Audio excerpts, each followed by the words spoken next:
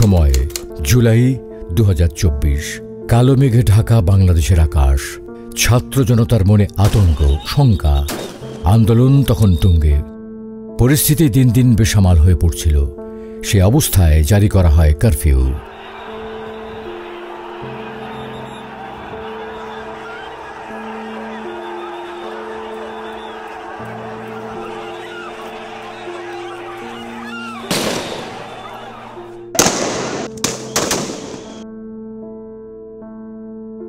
কিন্তু ভয় দেখিয়ে গুলি করে কি আর বিপ্লব থামানো যায়? ফ্যাসিস্ট সরকারের বিরুদ্ধে গর্জে ওঠে গোটা দেশ।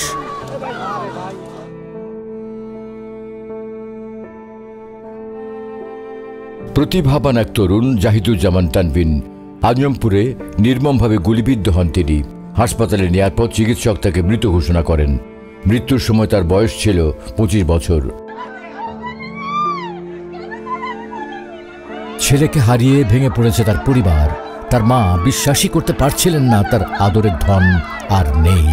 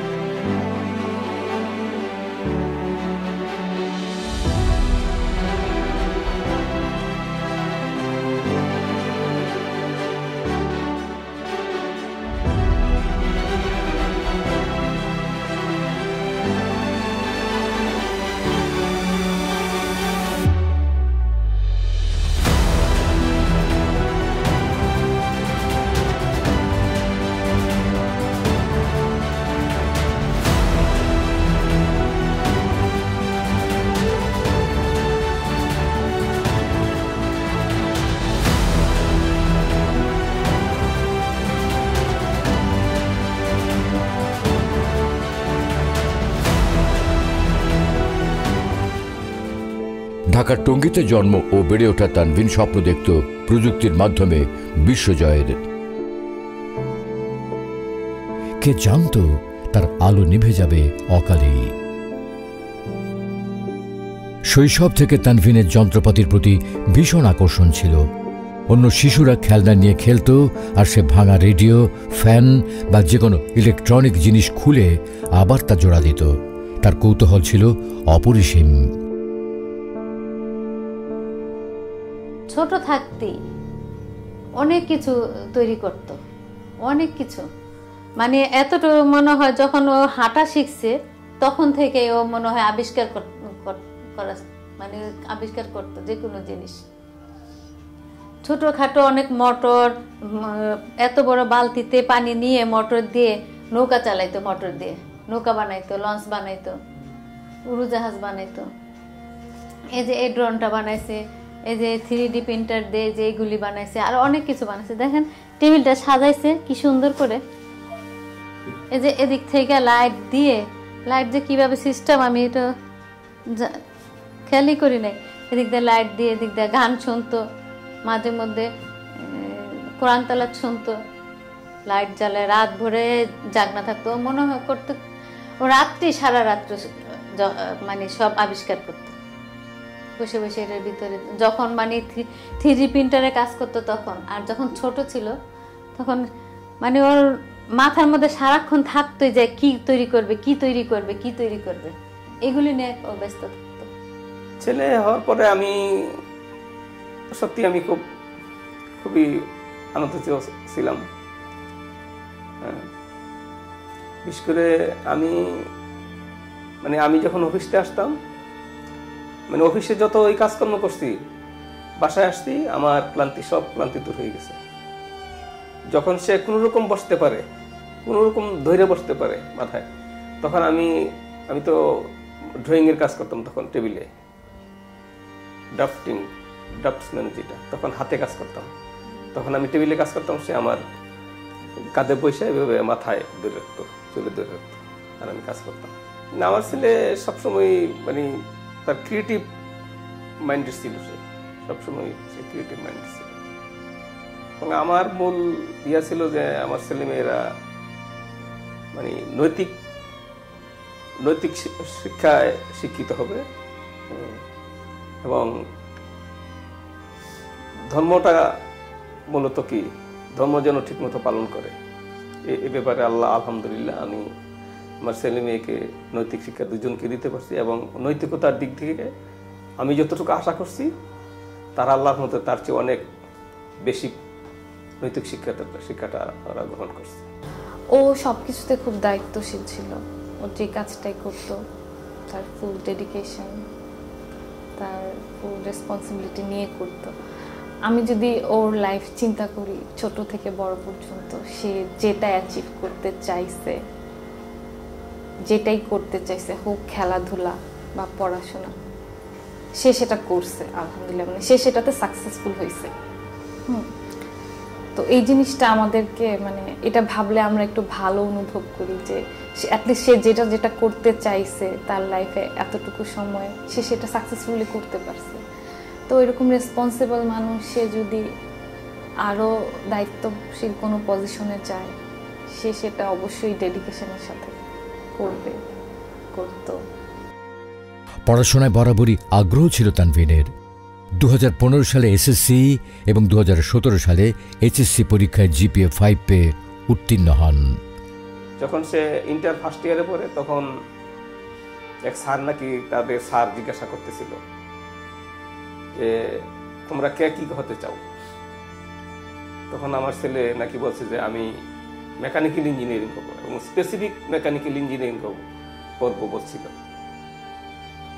তো ওই স্যার একটু মানে একটু অন্যরকম ভাবে বলছে যে সে মেকানিক্যাল ইঞ্জিনিয়ার হবে, মানে একটু তাচ্ছিল্যভাবে বলছিল আর কি, তুমি মেকানিক্যাল ইঞ্জিনিয়ারিং হইবে, এটা আমার ছেলে আমাকে বলছিল। তো আমি বলছি যে তুমি হয়েই দেখাও, তোমার কিছু বলার দরকার নেই, কর্মে হবে। তারপর ইসলামিক ইউনিভার্সিটি অব টেকনোলজিতে 2017 সালে মেকানিক্যাল ইঞ্জিনিয়ারিংয়ে ভর্তি হন তানভীন। পড়াশোনা নিয়ে সে ছিল মোটামুটি আমাদের মতোই পরিশ্রমী, কিন্তু তার অ্যাপ্রোচটা একটু ডিফারেন্ট ছিল। যেমন আমার মনে আছে যে আমরা একবার ফ্লুইড সেকেন্ড পেপার পরীক্ষার সময় দেখি যে আমরা সবাই আমাদের স্পেসিফিক সিলেবাস নিয়ে পড়তেছি, ও পরের অন্য একটা চ্যাপ্টার থেকে পড়তেছে। আমি জিজ্ঞেস করলাম এটা তো আমাদের সিলেবাসে নাই, কেন পড়তেছি সেটা?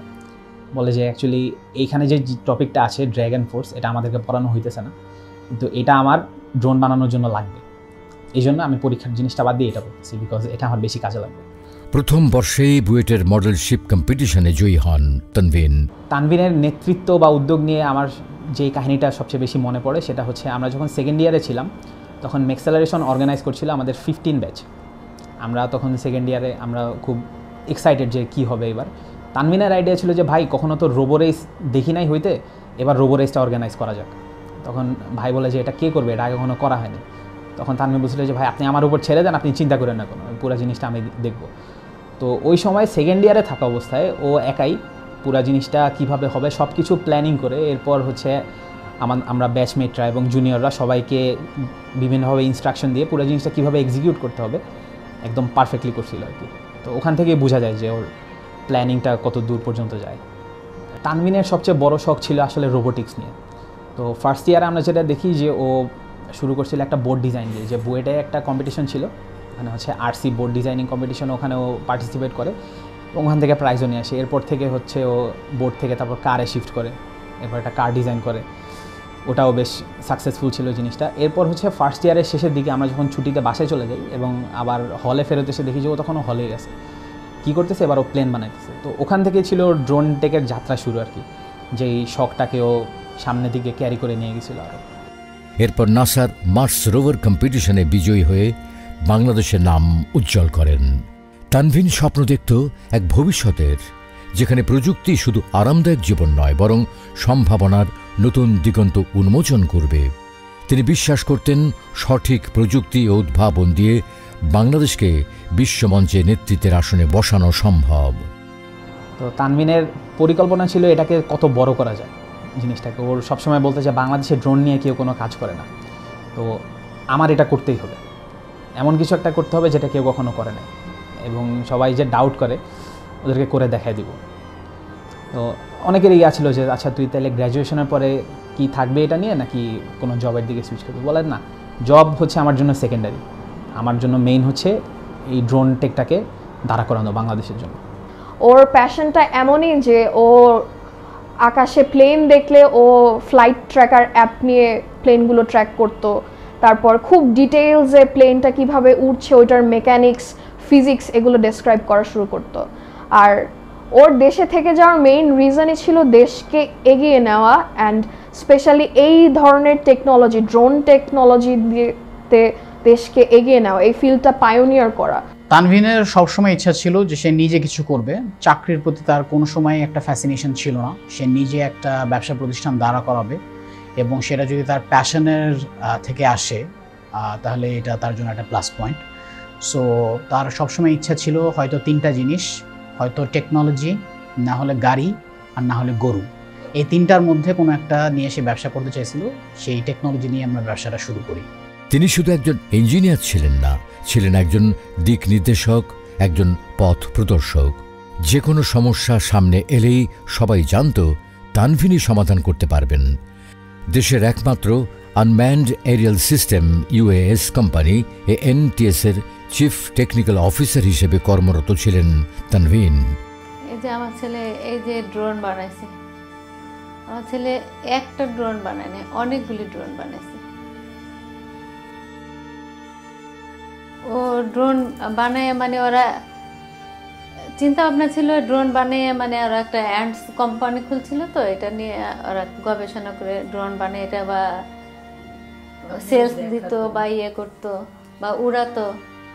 2020 সাল থেকে শুরু করেছি, বাট 22 সাল থেকে গ্র্যাজুয়েট করার পর ফুল টাইম এফোর্ট দিই এটাতে। এবং 23 সালের জানুয়ারি মাসে আমি ডিসিশন নেই যে আমি কোম্পানি বন্ধ করে দিব।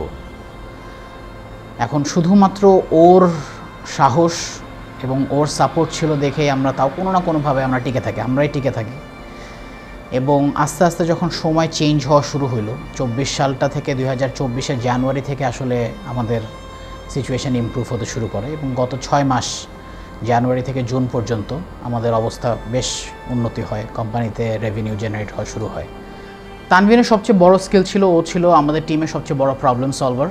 সেটা যে কোনো টাইপের প্রবলেমই ওকে যখন দিতাম আমরা, সেটা ব্যাংকের ফাইন্যান্সিয়াল প্রবলেম হোক আর আমার ড্রোনের টেক অফ আর ল্যান্ডিংয়ের ইস্যু হোক, তানভিনকে একটা টাইমলাইন দিলে he always gets it done. That's what he was known for, he was a problem solver. শুধু আমার না, আমাদের সব ফ্রেন্ডদেরই এই ব্যাপারটা ছিল যে যে কোনো প্রবলেমে বা যে কোনো সিচুয়েশনে সবসময় ব্যাক অফ দ্য মাইন্ড থাকতো যে তানভিন আছে, যে একটা প্রবলেমে পড়লে ওর কাছে হেল্প পাওয়া যাবে বা অ্যাটলিস্ট ও ডিরেক্ট করতে পারবে। ও হয়তো প্রবলেমটা সলভ করে দিবে না, বাট ও গাইড করবে যে এভাবে করে আগাও, এভাবে করে জিনিসটা সলভ করো। ফিজিক্যাল প্রেজেন্স থাকলে ওইটাও হবে। নতুন প্রজন্মকে উদ্দীপিত করতে তার লব্ধ উদ্ভাবনী জ্ঞান দেশের স্কুল কলেজগুলোতে বিনামূল্যে বিলিয়ে দিতেন তানভিনের দল। তানভিন ছিলেন অত্যন্ত মেধাবী ও শান্ত স্বভাবের, কখনো কোনো ঝামেলায় জড়াতেন না। তানভিন ব্যক্তিগত জীবনে মানে he was very honest, he was passionate about what he did, and ওর কাছে morality and justice, this were the ultimate things. ও মানে ওর চোখের সামনে ইনজাস্টিস হচ্ছে ও এটা সহ্য করতো না, বাট ও অনেক কাম এবং ঠান্ডা মাথার একটা মানুষ ছিল। তো এরকম অনেকবার হয়েছে যে রাস্তায় কিছু একটা হচ্ছে যেটা দেখে ওর মাথা গরম হয়ে যাচ্ছে, কিন্তু তানভিন ওর ব্রিদিং টেকনিক্স ইউজ করে ওর মাথাটা ঠান্ডা করার চেষ্টা করছে, ও কাম হয়ে যাচ্ছে। তো এটাও প্রায় ফ্রিকুয়েন্টলি করতো, কারণ সবসময় তো সবখানে মানে জাস্টিসের জন্য স্ট্যান্ড নেওয়া যায় না, বা নিতে গেলে আরও এক্সট্রা ঝামেলা হবে। তো এটাও সবসময় করতো। তার হাসি মুখের আত্মবিশ্বাস এবং অন্তর্দৃষ্টি সব বাধাকে পরিণত করত সম্ভাবনায়। বাংলাদেশ আর্মির সঙ্গে মিলে তিনি ড্রোন প্রযুক্তির উন্নয়নের কাজ শুরু করেছিলেন, যা শেষ হলে দেশের নিরাপত্তা ও সামরিক শক্তি শক্তিশালী করতে ভূমিকা রাখতে পারত। হয়তো তানভিনের তৈরি করা ড্রোনগুলো শুধু সীমান্ত রক্ষাই নয়, দুর্যোগ ব্যবস্থাপনা, কৃষি, পরিবহন সর্বক্ষেত্রেই বিপ্লব আনতে পারত। হয়তো তিনি ইসরো কিংবা নাসার সমকক্ষ বাংলাদেশের প্রথম স্পেস এজেন্সি প্রতিষ্ঠা করতেন। তানভিন যে কাজটা করতো সেটা তো ইররিপ্লেসেবল, কারণ আমি হয়তো একজনের জায়গায় 10 জন হায়ার করে হয়তো বাহ্যিকভাবে সে কাজটা উঠায় নিব, কিন্তু ও আমার জন্য যা ছিল সেটা কোনো সময় রিকাভারেবল না। ও আমার সাথে রিস্ক নিত, সেটা এই 10 জন মানুষ নিবে না আমার সাথে। এবং আমি এই কোম্পানির জন্য যেভাবে ফিল করি ঠিক সেই ফিলিংটাই ওর ছিল। আমি যখন এই কোম্পানির জন্য চোখের পানি ফেলছি, ও আমার সাথে চোখের পানি ফেলছে এই কোম্পানির জন্য। এই ফিলিংটা কোনোদিনও রিকভারেবল হবে না, এবং আমি এখন একা। কিন্তু ওর সবসময় স্বপ্ন ছিল কোম্পানিটাকে সে একটা অবস্থায় দেখতে চায়, এবং শুধু ও সম্মান রক্ষার্থেও আমার যতদিন পর্যন্ত নিঃশ্বাস আছে ইনশাআল্লাহ আমি কোম্পানির জন্য দিয়ে যাব। এবং ও ঠিক যেরকমভাবে স্বপ্ন দেখছিল কোম্পানিটাকে যেই জায়গায় দেখতে চাইছিল, আমি সেই জায়গায় নিয়ে যাওয়ার চেষ্টা করব ইনশাআল্লাহ। তানভিনের সাথে রেগুলারলি ওর ড্রিমস অ্যাসপিরেশনস, আমার ড্রিমস অ্যাসপিরেশনস এগুলো নিয়ে কথা হতো। তো তানভিন আমাকে একবার বলেছিল যে ওর লাইফের গোল ওর একটা ওয়ার্কশপ থাকবে, ওয়ার্কশপে সিএনসি ফোর্জ সব থাকবে, ও সোর্ড ফোর্জ করবে নিজে থেকে, ডামাস্কাস স্টিল ফোর্জ করবে। তারপর ও আমাকে বলেছিল যে ওর লাইফে দরকার একটা খুবই হাইটেক একটা পিসি, 4টা ড্রোন, 3টা FPV ড্রোন, একটা DJI মিনি ড্রোন, একটা খুবই হাই কোয়ালিটি ক্যামেরা, এই আর কিছু গরু পালতে চেত। হি ওয়াজ লাইক এই কয়েকটা জিনিস হলেই he will be happy in life. মা তাকে বহুবার বলেছিলেন, বাবা বিদেশে চলে যা বড় বোনের কাছে। কিন্তু তানভিন বলতেন, মা প্রতিষ্ঠানটা তো ভালোই চলছে, দেশেই বড় কিছু করবো ইনশাল্লাহ। 18 জুলাই 2024, দেশে বিক্ষোভ তখন তুঙ্গে, রাস্তায় রাস্তায় প্রতিরোধের আগুন। তানভিন সেদিন বের হয়েছিলেন তার মায়ের জন্য টাকা তুলতে, কিন্তু মায়ের হাতে সেই টাকা আর তুলে দিতে পারেননি তানভিন। কিন্তু সম্ভাবনার সব প্রদীপ নিভে গেল একটিমাত্র বুলেটে। প্রায় 11:30 ঘুম থেকে উঠে বলে, দেও কাট দাও। দিলাম, ও শুধু নাস্তা খাইছে। ওকে ডিম আর রুটি দিলাম, কলিজাটাকে দিলাম, খাইলো না, শুধু ডিম আর রুটিটা, একটা রুটি খাইছে। খায়া বের হয়ে গেছে। আমার ছেলে আমার সাথে শেষ কথা, আসসালামু আলাইকুম। ঘর থেকে বের হয়ে বলে, আম্মু আসসালামু আলাইকুম। আম্মু ডাকছে, আম্মু আসসালামু আলাইকুম বলে বের হয়েছে। প্রতিদিন আমার ছেলেকে আমি দরজা দেয় আগায় দেয়, সেদিন আমি আগায় দেই নাই। সেদিন আমি চেয়ারে বসেছিলাম, কেন বসেছিলাম আমি? পরে গেল, আমি ও যাওয়ার 5 মিনিট পরে একটু নিচে গেছি সবজি আনতে। তো শুনতেছি যে আজমপুরে অনেক গন্ডগোল, একটা লোক এসে বলতেছে, আমি দৌড়ে আসছি। পরে আমি বললাম, কি যে দেশটা পরিস্থিতি শুরু হয়েছে, এই আন্দোলনে আমি নামবো, আমি যদি শহীদ হইতাম, এই কথা আমার মুখ দিয়ে এসে পড়ছে। আমি যদি শহীদ হইতাম এই কথা বললে, আমি কি যেন একটা সবজি নিয়ে বাসায় আসছি, আসে দেখি আমার ফোন বাজতেছে। ফোন ধরার পর আমি দেখি যে আমার ছেলের মোবাইল থেকে ফোন, তাতে করে ধরলাম, হ্যালো। পরে ওইখান থেকে একটা ছেলে ফোন দিছে, আপনার ছেলে গুলিবিদ্ধ হয়েছে, আপনি কুয়েত মতে হাসপাতালে আসেন, রক্ত লাগবে। আমি তো দৌড়াইয়া বোরকাটা পরে ওই পাশের বাসার বাড়িওয়ালাকে নিয়ে, ভাই আমার ছেলে নাকি গুলিবিদ্ধ হয়েছে, চলেন আমার সাথে। বয়স্ক মানুষ নিয়ে গেছি। রেললাইন পার হইতেই দেখি যে অনেক মানুষ ঢিলাঢিলি করতেছে, আমাদের যাইতে দিবে না। পরে বয়স্ক মানুষ আমি বলে, আপনি চলে যান, আমি একাই যাব। পরে ওনাকে পাঠাই দিছি, আমি একাই গেছি, নাইমা দৌড়াইতেছি। পরে রিক্সাওয়ালা বলে, আমার কাছে আমার উঠেন, আপনি নিয়ে যাবো যেভাবে। রিক্সাওয়ালাকেও যাইতে দেয় না। আমি তো হাসপাতালে যায় দেখি আমার ছেলে ইমার্জেন্সিতে বেডে শুয়ে আছে। আমি জানালা দিয়ে দেখি আমার ছেলে। আমি ভাবছি যে আমি ধরলে আমার ছেলে আত্মা ফিরে আসবে, ছেলে আত্মা ফিরে আসে নাই। পরে দৌড়ে আমি ভিতরে ঢুকছি, আমি ওইখানে অজ্ঞান হয়ে যায়। কখন আমার ছেলেকে মর্গে নিয়ে আসতে আমি বলতে পারবো না। আমি আর মাঝখানে শুধু আমার একটা বোনকে ফোন দিছে যে তানভিন গুলিবিদ্ধ হয়েছে, রক্ত লাগবে, তোর হাসপাতালে আয়। ওরাই ওই সবাইকে ফোন দিয়ে হাসপাতালে সবাই আসছে, আমার ভাই আসছে, আমার বন্ধুরাও আসছে, কিভাবে খবর পায়। আমি আসলে 1 সপ্তাহ 15 দিন আমি একেবারেই স্বাভাবিক ছিলাম। কেউ দেখলে মনে করতো যে ও কিভাবে এত স্বাভাবিক আছে, কিন্তু এখন আমি স্বাভাবিক না।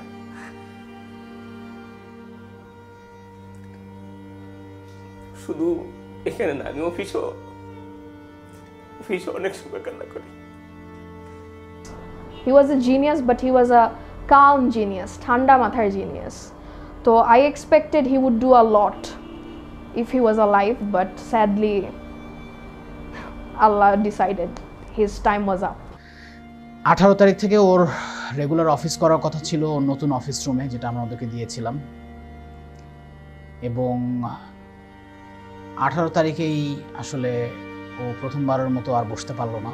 18 তারিখেই আমাদের রেখে অনেক দূরে চলে গেছে।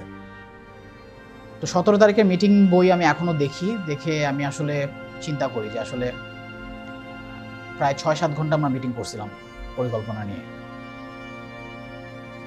তো ওই পরিকল্পনাগুলো আসলে একটা হচ্ছে আমাদের পরিকল্পনা, আর একটা হচ্ছে আল্লাহ সুবহানাহু ওয়া তাআলার পরিকল্পনা। হবে তো সেটাই যেটা উনি চেয়েছেন। কি হইতে পারতো সেটা আমি আসলে ওনাকে বুঝাইতেও পারবো না, কিন্তু দেশের যে ক্ষতি হয়েছে অন্তত একটুকু বলতে পারবো যে সেটা হয়তো কোনোদিন রিকভার হবে না। বাদ বাকি আমরা হার মানি না। আমরা যে কয়েকজন মানুষ এই কোম্পানির পিছিয়ে সময় দিচ্ছি, আমরা সবসময় ওই মেন্টালিটি ধরে রাখছি যে will not give up, there is no return, there is no point of return. কাজে কাজ চলবে, আমরাও আগাবো, হ্যান্ডস থাকবে, আমরা থাকি আর না থাকি, হ্যান্ডস থাকবে। অ্যাকচুয়ালি আমাদের ফ্রেন্ড সার্কেলে প্রথম জানতে পারি আমি দুপুর 1:30টার দিকে। আমি তখন মাত্র জোহরের নামাজ পড়ে আসছি, তখন একটা ফোন আসে আনএক্সপেক্টেড। ফোন আমি রিসিভ করার পরে ও পাশ থেকে একজন বলে যে আপনার ফ্রেন্ড তো মারা গেছে। তো আমি শুনে কোনো মতেই বিশ্বাস করতে পারিনি যে তানভিন কেন মারা যাবে। ও 1 ঘন্টা আগেও দেখলাম যে আমাদের সাথে গ্রুপে কথা বলছে, ও তো বাসাতেই আসো, কী হবে। পরে কতক্ষণ পর যখন আস্তে আস্তে নিশ্চিত হলাম বিষয়টা, তখন আসলে বিশ্বাস হয় নাই। এবং আমার হচ্ছে তখন ইন্টারনেট ছিল না। কতক্ষণ পরে আমি কয়েকজনকে ফোন দিয়ে জিনিসটা শিওর হয়েছে, কিন্তু আমার অ্যাকচুয়ালি কারো কথাই বিশ্বাস হতেছিল না যে তানভিন নাকি মারা গেছে। পরে তো ছবি দেখলাম, কিছু ভিডিও দেখলাম। এটা দেখার পরে এখন অ্যাকচুয়ালি এরপর থেকে আর কখনোই মনে হয় নর্মাল ফিল হয় নাই। প্রতিটি হারিয়ে যাওয়া প্রাণের সঙ্গে বিলীন হয় কারো ভালোবাসা, কারো আশার আলো, কারো পৃথিবী। তানভিনও তেমনই এক স্বপ্ন ছিল, তবে সে ছিল ব্যতিক্রম। সে শুধু নিজের জন্য নয়, দেশ ও দশের জন্য স্বপ্ন দেখেছিল। তার হাত ছুঁয়েছিল ভবিষ্যৎ, তার চিন্তায় ছিল এক নতুন ভোরের সম্ভাবনা। কিন্তু একটি মাত্র বুলেট থামিয়ে দিল সব। শুধু একজন তানভিনকে হারায়নি দেশ, হারিয়েছে এক সম্ভাবনাময় ভবিষ্যৎ। তবে কি স্বপ্নগুলো এখানেই শেষ? না, তানভিনের স্বপ্ন বেঁচে থাকবে অগণিত তরুণের মাঝে। কারণ প্রতিটি মৃত্যু শুধু একটি সংখ্যা নয়, প্রতিটি মৃত্যু এক অসমাপ্ত বিপ্লব।